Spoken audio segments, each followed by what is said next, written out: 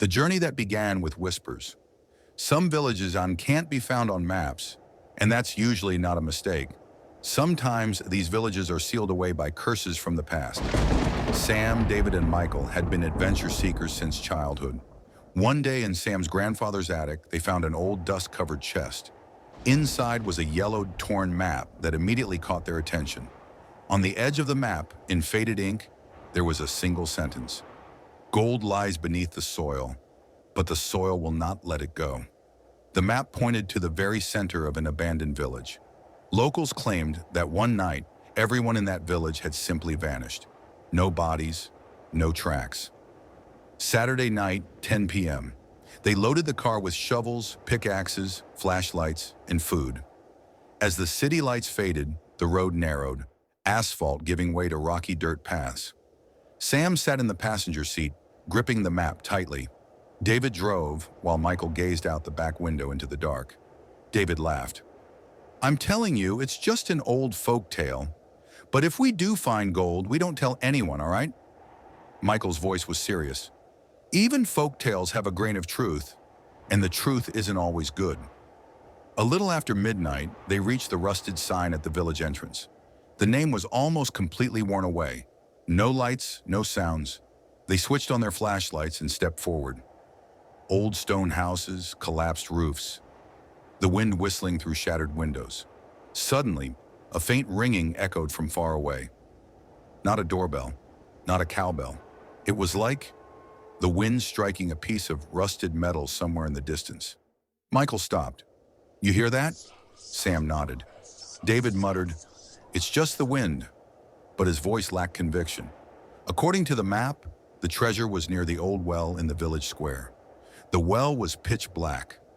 When their flashlight beams reached into the depths, it felt as if something down there was staring back at them. They began to dig. The soil was oddly soft, almost as if it had been dug up recently.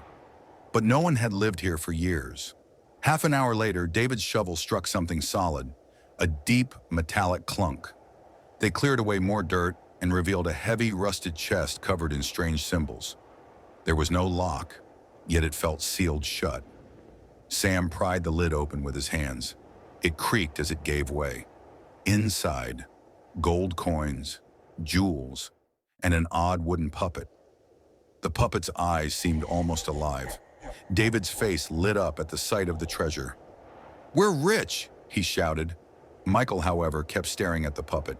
"This isn't just a toy, it's here for a reason." Then, a sound came from inside the well. Something was climbing. When they shone their flashlights down, they caught the faintest movement. Then came the whispers. Men, women, children, all speaking at once. "Give it back! Give it back!" The ground began to tremble. The gold inside the chest shifted on its own. The puppet's eyes turned blood red. Panicking, David grabbed the chest and bolted. But suddenly, an invisible hand caught his ankle. He fell hard, his flashlight rolling across the ground. The beam lit up David's face, and Sam and Michael froze. It wasn't David anymore. His skin was pale, his eyes pitch black. The face of someone they didn't know. They dragged him toward the village exit. But with every step, faces appeared in the windows. Motionless. Only watching. Some had no eyes. Some had mouths torn all the way to their ears. When they finally reached the edge of the village, David collapsed. The chest was gone. It was as if it had never existed. They jumped into the car and sped away. Relief only came when they saw the glow of the city in the distance. But then, Sam glanced at the rearview mirror. Someone was sitting in the back seat. It wasn't David, it was the puppet. And its eyes were still red. Don't forget to subscribe to my channel for more videos like this.